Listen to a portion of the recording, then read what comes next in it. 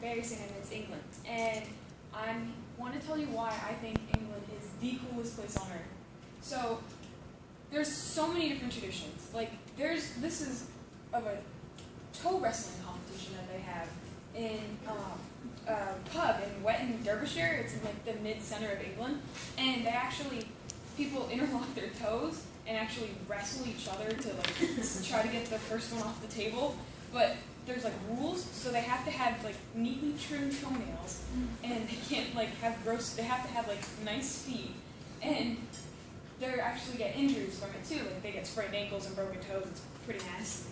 But there's also the Pearly Kings and Queens, which was started by this boy. He was an orphan, and he went around, and people who wore pearls on their suits, it was like a status quo thing. So he went around and picked up all the pearls from the suits, or from the fallen off the other suits, and then he put them on his suit, so that way he could like feel high class and stuff. So it started to be a tradition, and now it's like the Red Hat Society, where people dress up and go out to different places as a group, and it's pretty cool. And they've been doing it for 125 years. Like, the tradition's been going on. Also in England, they have an awesome slang. People say weird things, weird ways. Like, my mom, we lived there for 9 years, and my mom went to a store, and this lady had a fanny pack on, and she goes, "I really like your fanny pack." But fanny means something totally different and like gross. Like, it's like, it's a lady's, it was gross. So it was really awkward because she complimented that, and you don't do that. And she also said, "I like your pants," to a different lady. Pants is men's underwear, so she told the lady that she had nice men's underwear. And, okay, some things are flog, means to sell something. Full of beans means you're full of energy. Horses for courses is to each his own. And to shaft up someone is to pick someone up. And I thought that was pretty cool, because there's so many different things. Like, you could say things one way, but you're actually saying things a different way, and you have no idea. There's also so much history in England. Each corner you turn, there's going to be something that was built like 1,000 years ago. So, like the Stonehenge, it was built over 5,000 years ago. And it's like 32 yards in diameter. And it has these giant rocks that weigh up to 40 tons. And it was actually originally built in a circular shape with like a horseshoe shape on the inside.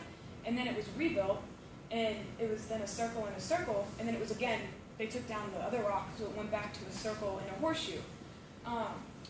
When you look at the main stone, which is like the first one in the horseshoe, when it's the winter or summer solstice, the sun rises and sets like right on that thing. It's pretty cool. People were originally cremated there, so it's kind of like, I figured they were ghosts there or something. But now it's just a sight to see because it's so old. Also, in my hometown, in Bury St. Edmunds, there's this place called the Abbey Gardens, and it is absolutely beautiful. There's, like, it originally started off as King Edmunds was who kind of ruled that little town, and he had this built for him, and it was all the monks built it for him. And then a few thousand years later, they had people garden it and bring it to life with like flowers, and now there's flowers everywhere. I actually took this picture when we went there. And this is the cathedral, and there's a cathedral and a regular church there. It is so cool to see how like old it is, because it is from like the 1500s actually. But there was two main gates to enter it, and there's one that was actually destroyed because there was a riot by all of the townspeople against the monarchy. So one was destroyed, so they had to rebuild it. And it took a few years, but it was rebuilt in the 14th century, which is really cool. And then, also in England, this is also the ruins, like what's left of the palace for the god, King Edmunds. There's awesome food in England. I know it's like not known for its great food, but I mean, they originated fish and chips. You don't get good fish and chips anywhere else. I mean, maybe Massachusetts, but you get like the original, and the chips are actually thicker than the French fries here. They're like potatoes cut in half, and it's really cool. It's really good. But it's like battered codfish, and then they fry it, and then French fries, chips, same thing. They also have afternoon tea, and this is really cool because originally, the Duchess of Bedford, they only ate 2 meals a day back in the day. And she got hungry midday, so she was like, I don't want to eat because then I won't be hungry for dinner, which was at 8. So she decided to sit down and have some tea in the afternoon. And now it's like a tradition where people have high tea or afternoon tea, which is they have like scones and little finger sandwiches, and that was one of my favorite parts because now I'm addicted to tea. But they also have terrible teeth because of it. That's okay.